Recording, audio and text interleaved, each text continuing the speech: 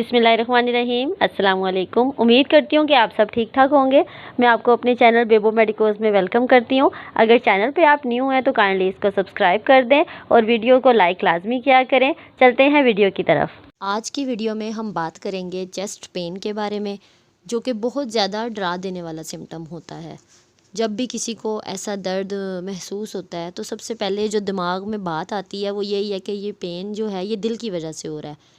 लेकिन मैं आपको बताती चलूँ कि जो हर पेन है वो हार्ट की वजह से नहीं होती है। इसलिए इस बारे में आज मैं आपको अवेयरनेस दूंगी कि कैसे आपको पता चल पाएगा कि ये दिल का जो दर्द है ये दिल की वजह से है या ये किसी और मसले की वजह से आपको हो रहा है। जो सबसे पहले जो हार्ट है, जो दिल के पट्टे हैं, उनको अगर किसी वजह से ऑक्सीजन अगर नहीं मिलती है तो क्या होता है, ऐसी सिचुएशन में उन पट्टों में जो पेन स्टार्ट हो जाता है उसको हम एंजाइना कहते हैं या उसको चेस्ट पेन कहा जाता है। जिस तरह हमारा गला ख़राब होता है तो हमें अक्सर बुखार हो जाता है, तो हमें आइडिया हो जाता है कि ये हमारे गले में इन्फेक्शन हुआ और इसकी वजह से हमें ये फ़ीवर हो गया। सेम इसी तरह अगर कोई दिल का मसला होता है तो सबसे पहले हमें एंजाइना का जो पेन है यानी चेस्ट पेन है उसी से ही इस चीज़ का पता चलता है कि दिल में कोई मसला चल रहा है। जो दिल है वो एक मोटर की तरह काम कर रहा होता है, जो कि हर वक्त बीट कर रहा होता है यानी धड़क रहा होता है। और दिल की वजह से ही जो जिस्म में हर तरफ खून की सप्लाई हो रही होती है। जिस तरह जिस्म के हर हिस्से को ऑक्सीजन चाहिए होती है, सेम इसी तरह दिल के पट्टों को और दिल को भी ऑक्सीजन की ज़रूरत होती है। तो जब भी सप्लाई या डिमांड यानी किसकी डिमांड और सप्लाई ऑक्सीजन की, अगर इसमें इम्बैलेंस आएगा यानी इसमें बैलेंस इक्वल नहीं रह पाएगा तो ऐसी सूरत में चेस्ट पेन यानी एंजाइना होगा। Angina is chest pain, discomfort और tightness that occur when an area of the heart muscle does not receive enough blood oxygen.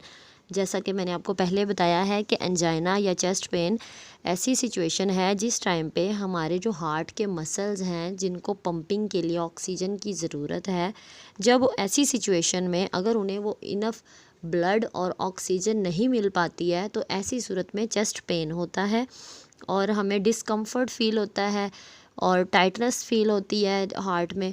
तो ये सूरत क्या है, एंजाइना है। जैसे जैसे वक्त गुज़रता है यानी हमारी एज गुज़रती है तो 30 से अबव जब होती है तो हमारी जो दिल की नालियाँ हैं उसमें एक चिपकने वाला एक कंपोनेंट होता है कोलेस्ट्रॉल, वो हमारी नालियों में चिपकना शुरू हो जाता है। और जब ये जो चिपकता है तो उसकी वजह से हमारी नालियों में रुकावट बनना शुरू हो जाती है। और जब ये रुकावट 50% से ज़्यादा हो जाए तो चेस्ट पेन होना शुरू हो जाता है।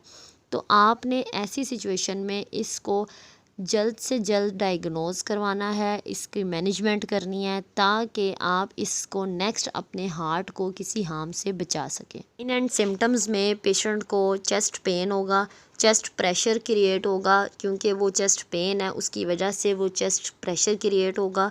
स्क्वीजिंग सेंसेशंस इन चेस्ट यानी चुभने वाली सेंसेशंस फील होंगी।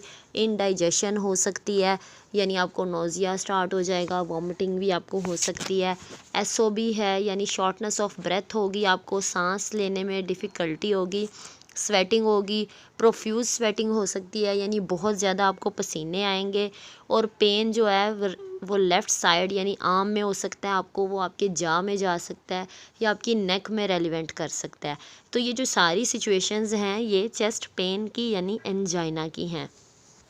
अब जो इसका ट्रीटमेंट है उसके लिए आपने पेशेंट को सबसे पहले बिठा देना है, क्योंकि बिठाने से वो इजी फील कर पाएंगे।